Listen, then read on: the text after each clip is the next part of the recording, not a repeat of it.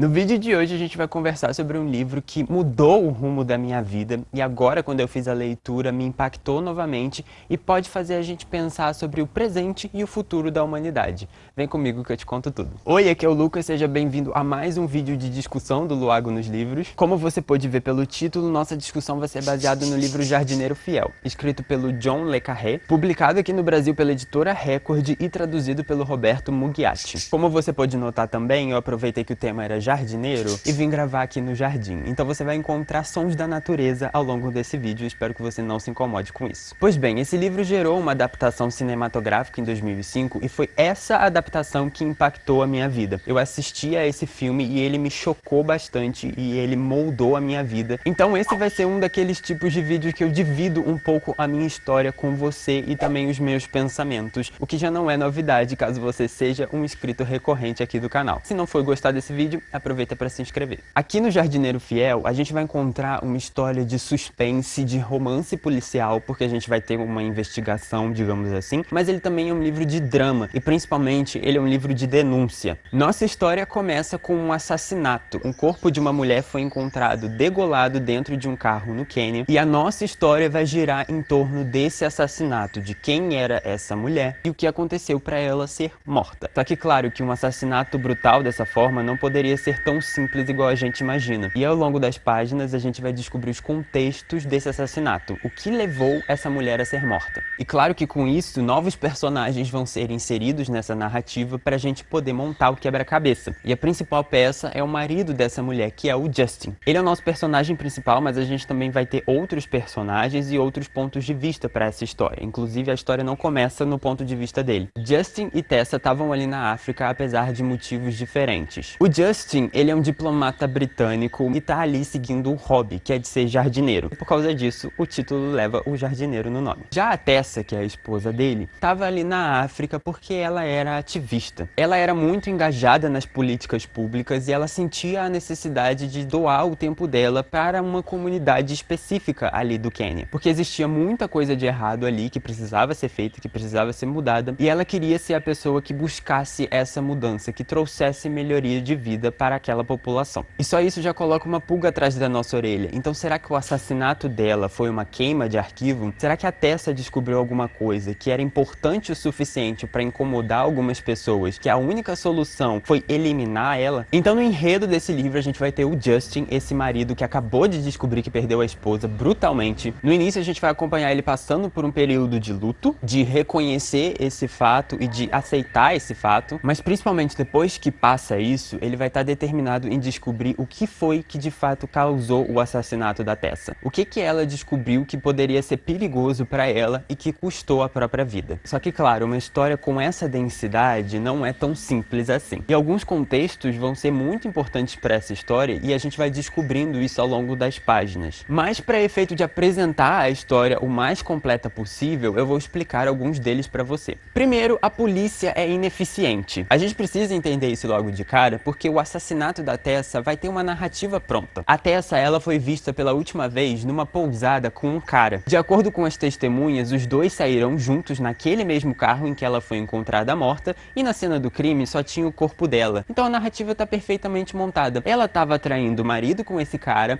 eles brigaram por algum motivo, provavelmente porque ela não queria se separar do Justin para ficar com ele assassinou ela e fugiu da cena do crime. Com a narrativa pronta e falta de provas, a polícia não quer investigar esse caso a fundo. É muito simples, já tá resolvido. Vamos assinar logo o relatório e partir para o próximo caso. Outro contexto é que o governo queniano é super corrupto. Não só o presidente é ineficiente, como ele também tem conchavo com milícias. Então a gente já sabe como isso funciona, né? O governo, na verdade, não governa. São os policiais corruptos que governam e por causa disso a justiça quase nunca é feita, as coisas erradas acabam se tornando ilegais e quem sofre com isso é a população. Terceiro, a mídia é super babaca. Como eu falei, a narrativa do assassinato da Tessa já tá pronta, já tá montada. Ela estava traindo o marido e foi assassinada. Como o Justin é um diplomata britânico, ele vai ver não só o nome dele, como o nome da esposa sendo sujo na lama por causa dessa narrativa, que a mídia ajuda a propagar de forma catastrófica, piorando a situação. Porque nada melhor do que fazer a população como um todo desacreditar nessa figura que potencialmente sabia uma coisa importante importante, porque se de fato ela revelar a verdade que ela sabia, ninguém ia acreditar, porque olha só, ela estava traindo o marido. O quarto contexto, e é o principal deles, é de fato o que a Tessa descobriu. O Justin vai reunir todos os arquivos da Tessa e vai começar essa busca para reunir as informações que ela obtinha e chegar à mesma conclusão que a Tessa tinha. A grande busca desse livro, na verdade, não é só um culpado para o assassinato da Tessa, e sim o que ela sabia. O quinto contexto vem de brinde. É que o casamento da Tessa e do Justin era muito estranho. Eles se amavam, a verdade era essa, só que eles não tinham um casamento comum. Eles viviam muito tempo afastados um do outro, eles passavam semanas sem se comunicar. Por isso que quando o Justin descobre do assassinato da Tessa, ele fica muito chocado, porque ele não sabia onde ela estava, ele não sabia o que ela estava fazendo, e infelizmente esse afastamento dos dois só fortalece ainda a narrativa de que a Tessa ia se separar dele, porque óbvio, se eles estão casados e eles não estão se falando, ela queria se separar. E principalmente, ela estava traindo ele realmente, né? Porque ela não ia querer um marido que não conversasse com ela. E também a narrativa que vai sair nos jornais, que vai difamar o nome dos dois. Com o enredo montado, eu preciso agora adentrar nos temas que esse livro trabalha, porque senão não ia ser um livro de discussão. Não tem como eu discutir o tema que o livro trabalha sem me aprofundar nesses temas. Mas pode ficar tranquilo que eu vou eliminar os contextos das coisas que eu for falar. Eu vou pegar tudo de forma mais geral e ampla possível, de forma que não estrague a sua experiência ao ler. Mas também é bom avisar nesse momento do vídeo que esse vai ser um vídeo pesado. A gente vai falar sobre temas pesados aqui, então se você é uma pessoa mais sensível e não quiser assistir, tudo bem, eu vou compreender. Mas se você quiser assistir, fica comigo que eu tenho certeza que vai valer a pena.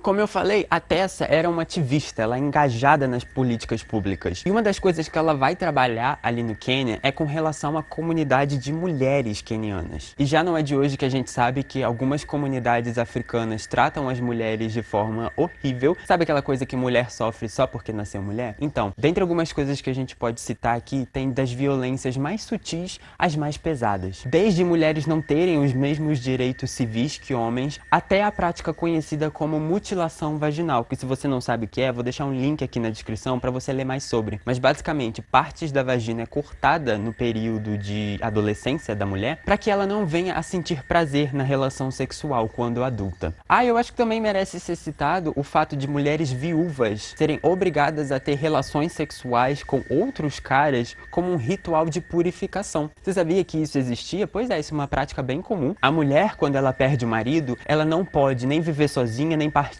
para um outro relacionamento, a não ser que ela tenha esse, digamos, estupro com um outro cara para que ela seja purificada. E só então ela pode viver em comunidade novamente. Porque a partir do momento que o marido dela morreu, ela já não é mais aquela cidadã que ela era. Ela é uma subclasse que precisa de purificação. Bem, esses são só alguns detalhes para você sentir a dimensão do sofrimento dessas mulheres. E por causa disso, ela vai se tornar amiga de um cara que é médico e estava trabalhando numa ONG ali perto, que é o Arnold, que é esse cara que vai ser acusado do assassinato da Tessa e também de ter um caso com ela. O Arnold, como eu falei, ele é médico, ele tá trabalhando ali nas ONGs, ele tá vendo se tá tudo certo, o que aquela comunidade precisa, e por causa do interesse mútuo dos dois de ajudar aquelas pessoas, eles vão se tornar próximos o bastante para ficarem na mesma pousada, para trabalharem juntos. Mas claro que uma amizade entre uma mulher e um homem só fortalece a narrativa de traição, porque não existe nada mais poderoso do que peças que se encaixam numa narrativa pré-determinada, não é mesmo? Principalmente numa narrativa mentirosa. E pelo visto a sociedade realmente não consegue enxergar que um homem e uma mulher possam ser amigos sem ter algum relacionamento amoroso estranho, né? Pois bem, eles vão estar trabalhando juntos e vão descobrir que uma empresa farmacêutica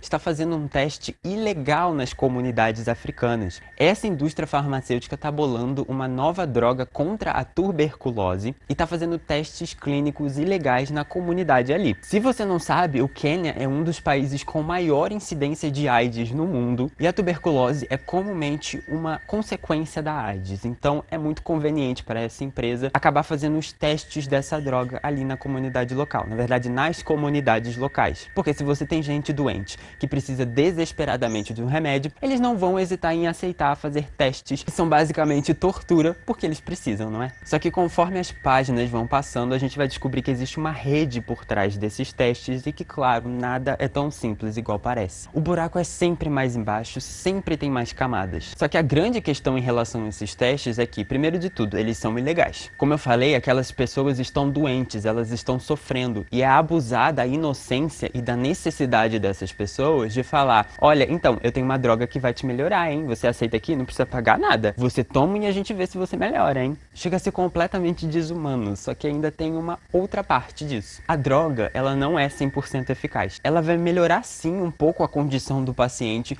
mas existe muito lado negativo nessa droga. Lado negativo esse que vai causar a morte de pacientes nesses testes clínicos, mas não importa para a indústria farmacêutica. O que ela está interessada é vender essa droga para o Ocidente. Então, quantos africanos vierem a morrer por causa disso?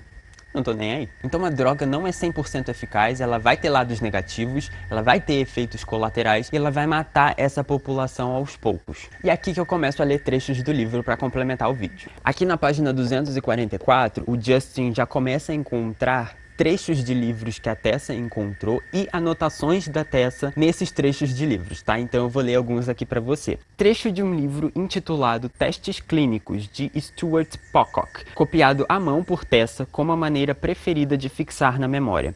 Algumas passagens destacadas em vermelho em contraste com o estilo sóbrio do autor. Existe uma tendência entre estudantes e também muitos clínicos de tratar a literatura média com indevido respeito. Muitas publicações são tidas como oferecendo fatos médicos que não podem ser questionados. Tal fé ingênua nos evangelhos clínicos é talvez encorajada pelo estilo dogmático que muitos autores dotam, de modo que as incertezas inerentes em qualquer projeto de pesquisa frequentemente recebem uma ênfase inadequada. Tessa anota: os artigos são constantemente plantados pelas empresas farmacêuticas, até mesmo nos pasquins chamados de qualidade. Continua o trecho. No que se refere a palestras em reuniões científicas e a publicidade feita por empresas farmacêuticas, precisamos ser ainda mais céticos. As oportunidades de tendenciosidade são enormes. Anotação de Tessa. Segundo Arnold, que é o amigo dela, grandes empresas farmacêuticas gastam zilhões comprando cientistas e médicos para empurrar o seu produto. Mais do trecho. Existe sempre o risco de que os autores sejam persuadidos a assumir uma ênfase em descobertas positivas maior do que é realmente justificado. Anotação de Tessa. Ao contrário do resto da imprensa mundial, os jornais farmacêuticos não gostam de publicar más notícias. Continuando. Ainda que apresentem um relatório de teste de suas experiências negativas, provavelmente será publicado num jornal especializado obscuro, em vez de nos jornais importantes de informação geral. Em consequência, esse rebate negativo do seu relato positivo anterior não será disponibilizado para um público mais amplo. Muitos testes carecem de feições essenciais de planejamento para atingir uma avaliação não tendenciosa de terapia. Anotação de Tessa. São direcionados para provar algo, não para questioná-lo. Isso é, não vale coisa alguma. Ocasionalmente, os autores podem deliberadamente manipular os dados para provar positivamente. Anotação de Tessa. Não vale nada. Resumindo isso tudo, as empresas farmacêuticas compram médicos para empurrar o produto delas, ainda que não haja a necessidade, porque essa droga é tida como boa, ela é 100% eficiente, só que a grande questão é, o público em geral não sabe disso, porque mesmo que essa droga tenha efeitos negativos, ela não vai sair no G1, por exemplo, ela vai sair naquele artigo científico daquela revista obscura que ninguém vai ler. Então, se a população em geral não tem esse conhecimento, é muito fácil de manipular. E óbvio, é claro que o objetivo principal é a obtenção de lucro, que é o que toda empresa quer. Na página 278 a gente tem um trecho legal, mas você precisa saber quem é Wanza. Wanza é uma personagem que vai se tornar amiga de Tessa, ela vai ser queniana e infelizmente ela vai ser morta por causa desses testes clínicos. E aí ela escreve o seguinte: a tuberculose mata mais mães do que qualquer outra doença. Na África, as mulheres sempre pagam um preço. Wanza foi uma cobaia e tornou-se uma vítima, como aldeias inteiras de Wanzas foram cobaias. Nesse ponto aqui do vídeo eu quero até compartilhar uma notícia interessante que saiu recentemente. Uma historiadora teve acesso a uns relatórios de uma clínica psiquiátrica em São Paulo, se eu não me engano, que fechou, e ela descobriu essa disparidade entre o tratamento de homens e o tratamento de mulheres. As mulheres sofriam muito mais tortura, digamos assim, com a lobotomia do que os homens, e principalmente principalmente a condição que essas mulheres eram largadas ali, porque a palavra é essa, elas eram literalmente largadas ali, a própria sorte e muitas vezes a própria morte. Dentre os motivos é que as mulheres não queriam um casamento arranjado, então a família colocou ela lá. Quando esse casamento arranjado existia, ela não queria obedecer o marido é um companheiro, né, não um senhor. E principalmente, muitas delas não queriam ser somente donas de casa, queriam trabalhar fora. Todos esses são motivos muito justificáveis para você fazer lobotomia numa mulher, né? Se você não soube desse caso, o link vai estar lá na descrição também, mas eu acho que já dá para ter uma noção da diferença entre tratamento social entre homens e mulheres, né? Lá no final do livro, na página 435, tem a fala de um personagem que diz assim: a droga ainda estava no estágio de testes, ainda está teoricamente. Se ela envenena algumas pessoas que iam morrer de qualquer maneira, por que essa grande comoção? A droga não era licenciada no Reino Unido, portanto isso não chegava a ser um problema, não é? Quero dizer, as drogas precisam ser testadas em alguém, não precisam? Isso já dá um resumo do que eu quero dizer com esse vídeo, que assim, as drogas elas são testadas em países de terceiro mundo, países pobres, que vão ser submetidos a qualquer coisa para conseguir aqueles que eles precisam, que no caso é um medicamento. A população está doente e ela está desesperada atrás de um medicamento. Surge uma empresa farmacêutica que fornece esse medicamento, ainda que não esteja totalmente pronto, né, não está legalizado. A população aceita em desespero, tudo isso para modificar e fazer os testes necessários para que esse medicamento saia no mercado que interessa, que é no mercado europeu, no mercado norte-americano, que é onde as pessoas direitas e que merecem viver estão. E aí nesse ponto do vídeo você começa a falar, tá, mas é um livro de ficção, por que você está falando como se tivesse alguma coisa relacionada com a realidade? No final desse livro, o autor deixa uma nota bem grande por sinal, e basicamente o objetivo dessa nota é falar, ei, essa é uma história de ficção, tá? Ele vai descrever lugares que existem de verdade e ele vai falar, olha, eu nunca tive nesses lugares, então isso aqui não tem compromisso com a verdade. Aquela empresa farmacêutica não foi baseada em nenhuma empresa farmacêutica que existe, tá? Essa droga que eu tô falando no livro, ela não existe, nem nada parecido. E aí ele solta a seguinte frase: mas posso lhes dizer isso, à medida que minha viagem pela selva farmacêutica progredia, me dei conta de que, em comparação com a realidade, minha história era tão inocente como um cartão postal de férias. Então, se infelizmente você não caiu na realização ainda de que a indústria farmacêutica é podre, sinto lhe informar, mas essa é a verdade. E eu vou deixar um link aqui na descrição para você começar a introduzir nesse assunto com alguns podres da indústria farmacêutica, citando algumas grandes empresas e o que elas fizeram de ruim para a humanidade. E se você olhar nesse link, você vai notar nomes como Pfizer e AstraZeneca, nomes que não saíram do nosso vocabulário agora no período de pandemia porque a gente queria desesperadamente a vacina delas. O que eu quero dizer com isso? Bem, o mundo não é tão simples igual o Twitter quer que você acredite. Pois é, as empresas farmacêuticas, hora ou outra, fazem alguma coisa de ruim para a humanidade e acabam saindo impunes por causa disso. O fato é que quando eu assisti ao filme do Jardineiro Fiel, eu me senti muito impactado com essa história. O filme é de 2005 e eu provavelmente assisti em torno dessa época, se não alguns anos depois, no máximo uns 2 anos depois. Então eu tinha por volta de 10 anos quando eu vi o filme. E o livro, ele já é impactante por si só, mas no filme ele é mais impactante porque tem as cenas, né? Você vê o sofrimento, você vê a dor, e isso impacta ainda mais uma criança. E olha, eu tinha mais ou menos 10 anos de idade. É nesse momento que a gente tá saindo da infância e indo pra adolescência,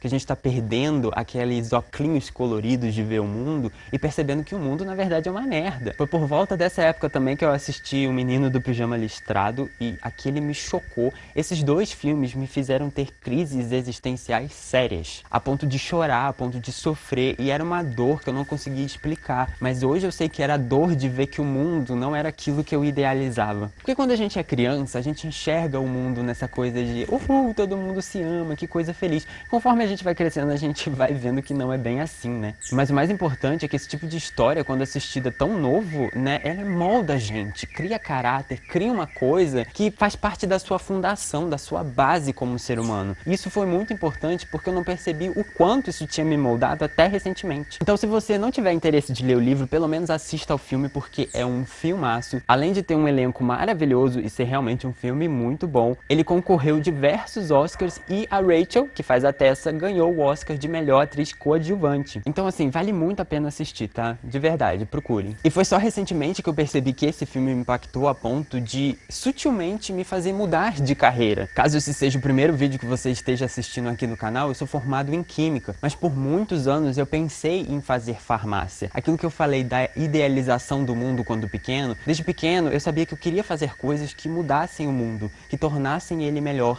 E uma das coisas que proporciona isso é medicamentos para curar doenças. Então desde pequeno eu falava, eu quero fazer farmácia, eu quero fazer medicamentos, eu quero mudar o mundo dessa forma. Só que coisas foram acontecendo ao longo da minha vida que quando chegasse no momento de decisão, eu optei pela química, por achar que é mais abrangente. E felizmente eu fiz a escolha certa, porque não existe outro curso de exatas que eu seria feliz se não fosse em química. Mas eu abandonei esse sonho quando pequeno e claro, aconteceram outras coisas nesse processo, mas hoje eu enxergo a influência desse filme. Foi esse passo inicial de enxergar os podres da indústria farmacêutica que me fizeram tomar essa decisão. E você pode estar assistindo esse vídeo falando, cara, esse drama todo porque trocou farmácia por química, as duas coisas são a mesma coisa. E olha, acredita em mim, não é, tá? O curso de farmácia é completamente diferente do curso de química, da mesma forma que o curso de química é completamente diferente do curso de engenharia química. Engenheiro químico não sabe química. Desculpa, engenheiros, mas eu precisava falar. Como dizia George Orwell, liberdade é poder dizer a verdade. Essa é a verdade, desculpa. Eu também não tô aqui pra fazer juízo de valor não, porque assim, hoje eu sou formado em química e eu estou desempregado no momento, então eu estou aplicando sim currículos e participando de processos seletivos para empresas farmacêuticas, porque, de novo, aquela inocência do mundo se perdeu. E hoje eu estou precisando de emprego da mesma forma que muita gente precisa de emprego e trabalha nessas indústrias. Mas assim, a culpa não é das pessoas que estão de baixo, né? A culpa não é dos trabalhadores que ajudam essas empresas. É sempre a pessoa que está lá em cima, a pessoa que mexe os pauzinhos para que o mundo seja construído dessa forma. Mas eu espero que você perceba que existe uma diferença entre eu ser um químico que ocasionalmente trabalhei numa empresa farmacêutica do que eu ser um farmacêutico que sempre procurei essa carreira farmacêutica, entende? Eu acho que eu não me sentiria bem fazendo parte disso. Sabendo as coisas que eu sei hoje, eu não consigo me sentir bem, desculpa, essa é a verdade. Mas aproveitando que a gente está falando de necessidade do dinheiro, é sempre bom lembrar que a gente vive num sistema capitalista, né, em que as pessoas precisam de dinheiro para viver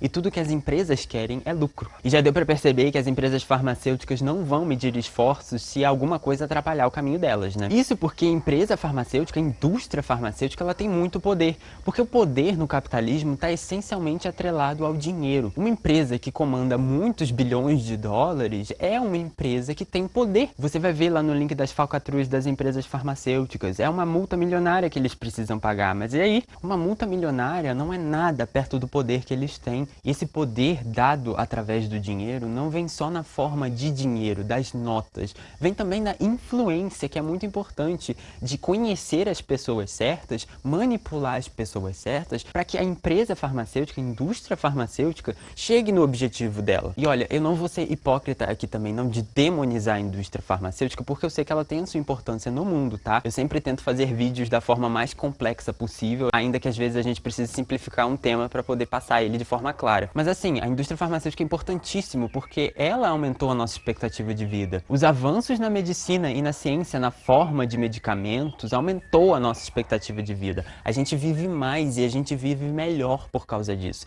Principalmente quando a gente vai avançando na nossa idade, né? Que é quando a gente vai precisando de mais e mais remédios. Mas tudo isso vem com preço também. Porque se a gente necessita de um produto e a gente precisa comprar esse produto, isso significa que a gente não só está fornecendo dinheiro para essa empresa, mas a gente também está dando sutilmente poder a ela. Se a gente vai avançando na nossa vida e a gente vai dando dinheiro cada vez mais para medicamentos, isso significa que a indústria farmacêutica manda na nossa vida. Eles mandam na gente, porque eles fornecem um produto que a gente precisa para viver. E não é à toa que tem surgido muito essa questão de remédios naturais, homeopáticos e tal. A discussão de se isso é científico, se isso funciona ou não, é uma outra história, mas assim, isso é uma reação provocada pela indústria farmacêutica para combater um pouco desse poder que eles detêm na mão, né? De controlar não só os medicamentos, mas a ciência como um todo. Na página 467, a gente tem o seguinte trecho: as indústrias farmacêuticas sentem necessidade de ser amadas. Se não forem amadas, ficam amedrontadas e deprimidas. E perigosas, pensa Justin,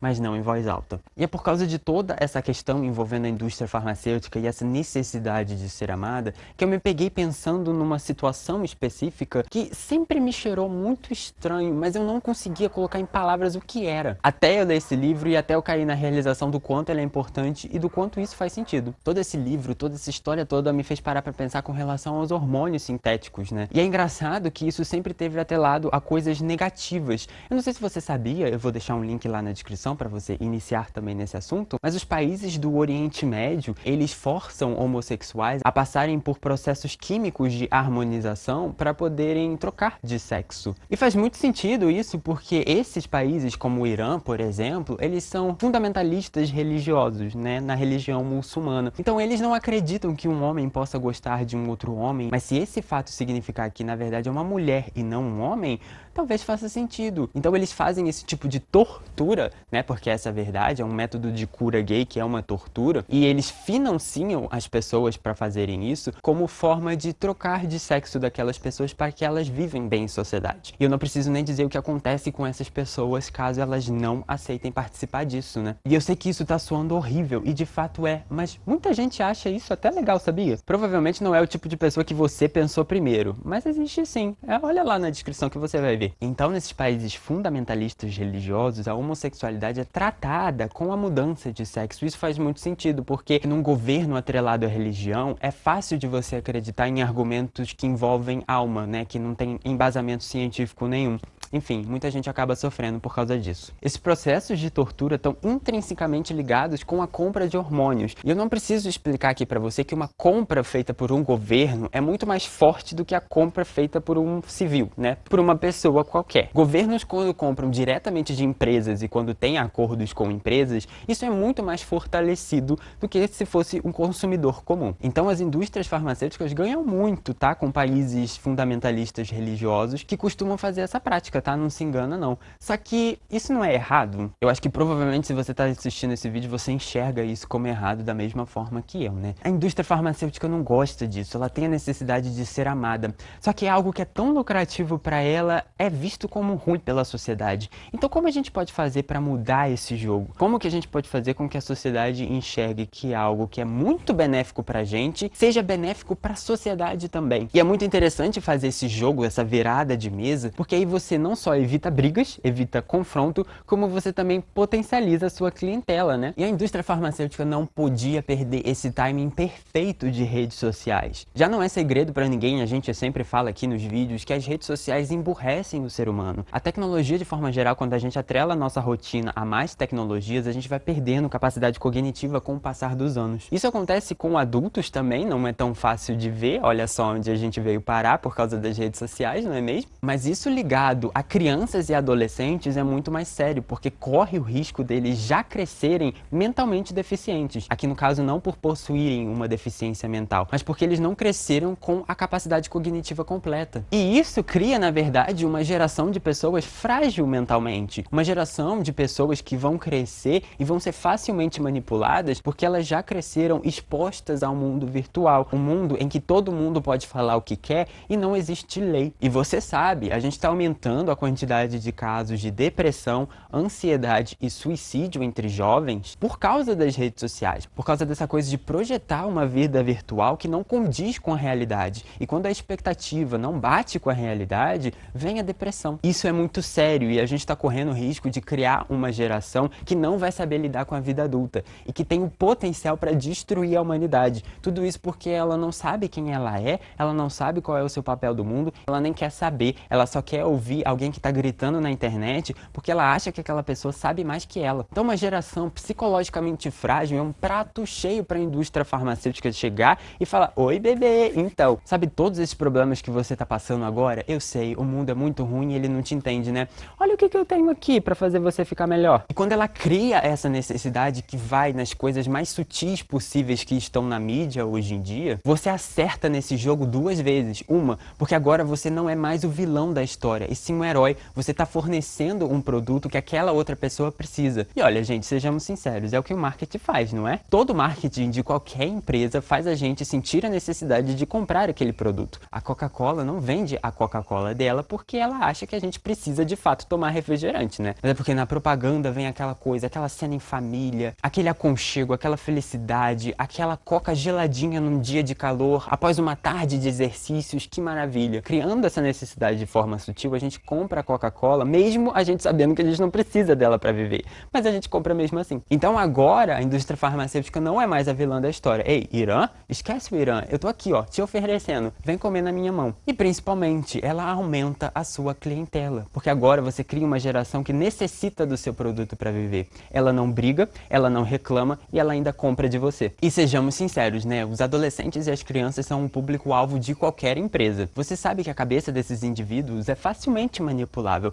É só pensar na sua própria realidade. Quantas coisas você comprou quando criança que você não precisava, nem sabia que queria, mas só porque todo mundo da escolinha também tinha, você queria ter um. Comigo foi carta de Yu-Gi-Oh!, Beyblade, nossa senhora, eu corri atrás do Beyblade. Teve também a era do skate, eu cogitei andar de skate, mas eu levei um tombo muito sério, então eu desconsiderei também no mesmo dia. Mas assim, são coisas que viraram moda na escola, que todo mundo queria, independente de você de fato querer. Você só queria fazer parte daquilo, pertencer a um grupo. Hoje, por exemplo, a moda entre as crianças é aquele negocinho de apertar, que aquilo alivia o estresse, mas a criança não tá comprando para aliviar o estresse, tá comprando porque é colorido, tem formato de bichinho e todo mundo da escola tem. Então é muito conveniente você tornar essas pessoas o seu público-alvo, porque a venda pela histeria coletiva é muito melhor. Porque se você atinge uma pessoa e essa pessoa conta para outra pessoa, isso vai se tornando uma epidemia comportamental. Todo mundo vai seguir um determinado comportamento não porque pensou que aquilo é certo, não porque pensou que aquilo era para ela, mas porque todo o resto estava fazendo. Então eu tô vindo aqui numa posição muito humilde fazendo esse vídeo, porque eu acho que tem muita gente pulando numa piscina sem conferir a temperatura da água antes. E aí não percebe que na verdade a água estava 100 graus Celsius e quando ela pular, ela vai se cozinhar ali dentro. Eu me peguei nesse momento de conflito, analisando coisas e pensando e sentindo um cheiro errado. Eu falei, tem alguma coisa de errado, mas eu não sei o que que é. Até eu chegar nesse momento de realização e sentir o que estava de errado. E acredite, eu estive no lugar em que você está também. Eu acreditei em narrativas de pessoas. Eu caí em chantagem emocional dos outros e principalmente eu me deixei ser silenciado. O meu senso crítico foi silenciado por causa de sentimentos dos outros. E o meu senso crítico, a minha habilidade de pensar é uma das coisas que eu mais tenho orgulho. Pode me achar arrogante por falar isso, mas eu não tô nem aí. Se tem uma coisa que eu gosto de fazer é pensar. E eu me vi deixando de pensar para acreditar nas pessoas que eu achava que pensaram por mim. Só que ninguém pode pensar por mim. Eu vou pensar por mim. E são nesses momentos em que a gente se vê em conflito com alguma coisa que está acontecendo que a gente esquece as coisas novas que a gente aprendeu. Aquilo de 1, 2 anos atrás, esquece. A gente retorna no momento da nossa fundação. E o momento da fundação ao qual eu retornei ultimamente foi quando eu assisti o Jardineiro Fiel, que me moldou dessa forma. Eu retornei todos esses anos para ver que, olha, é assim que a indústria farmacêutica faz. Será que não é por causa disso? E é aí, quando a gente volta para o nosso alicerce, que a gente vê que a coisa faz sentido, que a gente abandona as narrativas atuais. Porque isso aqui de agora já não faz mais sentido. Eu tô falando de uma coisa que eu sei há muitos anos atrás e que faz sentido ainda. É nesses momentos que a gente retorna para quando a nossa ética se formou, para o nosso senso de cidadania se formou. E é nesse momento que eu estou retornando nesse vídeo, porque essa história foi importantíssima para mim, não só por me fazer mudar de carreira, mas por ter um pensamento crítico com relação à ciência e à indústria farmacêutica como um todo. Não é à toa que eu virei cientista. Então muito obrigado por assistir esse vídeo até aqui. Se quiser comentar alguma coisa, sinta-se à vontade. E eu também vou agradecer a todos os apoiadores aqui do canal, são eles que permitem a gente a continuar fazendo conteúdo literário de qualidade de graça aqui no YouTube. Se você quiser contribuir com o nosso trabalho, checa o link lá na descrição, a gente vai adorar ter você no nosso grupo. Eu espero te ver no próximo vídeo e não se esqueça dessa mensagem. Quando alguém ataca a sua pessoa, é porque ela não tem capacidade de atacar os seus argumentos. Um beijo e até o próximo vídeo.